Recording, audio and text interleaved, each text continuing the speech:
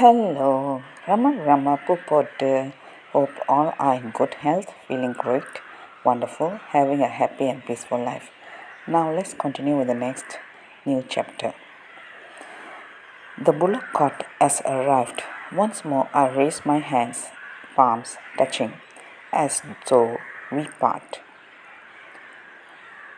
Among the magicians and holy men, chapter 10. Space and time, those defiant enemies of man, hurry this pen again. My feet must once more take giant strides on this eastward trek.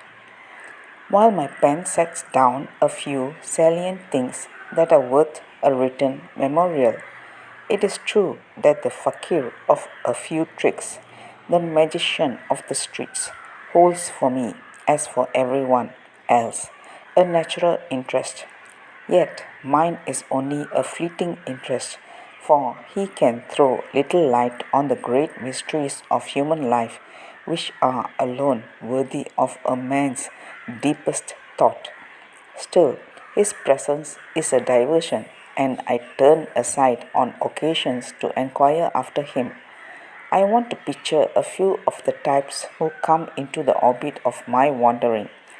To point my pen at widely differing men, one of them looms up in memory, though he is but an insignificant trickster whom I meet at Rajamundry, a quiet town in the northern eastern part of Madras Presidency. An aimless stroll takes me through a place where my shoes sink into the soft sand which covers the ground. Eventually, I arrive at a narrow street which leads to a bazaar.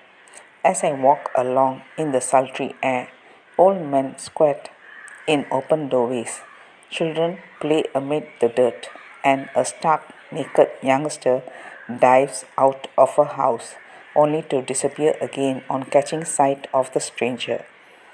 In the long bustling bazaar itself, elderly merchants sit in their little shops and stroke their beards expectantly while I pass.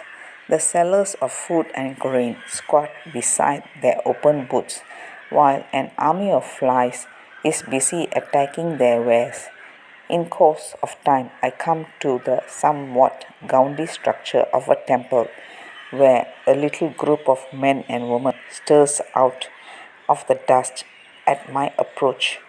The leprous, the crippled, and the destitute make their rendezvous near the temples and the stations of most Indian cities, that they may gather alms of the pious and the strangers. Worshippers walk noiselessly into the building, their bare feet treading the dust on the stones. Shall I, too, wander into the building and watch the ministrations of the priests? I debate the question and decide in the negative. I proceed on my protracted ramble until I observe a youth striding along before me. He is dressed in a European shirt worn, as is the custom, back out to front, and a flowing waistband. With his right arm clasps a bundle of cloth-bound books. When I overtake him, he instinctively turns his head. Our eyes meet, and our acquaintance begins. The exigencies of my profession have taught me to serve the conventions wherever one can, but to dispense with them whenever they stand between one and an objective. I like travel, but usually in an unconventional way. Hence, my Indian wanderings will hardly be a model for the cook's tourist or unbohemian traveler. Let's continue in the next chapter. Thank you. Bye bye. Rama Popote.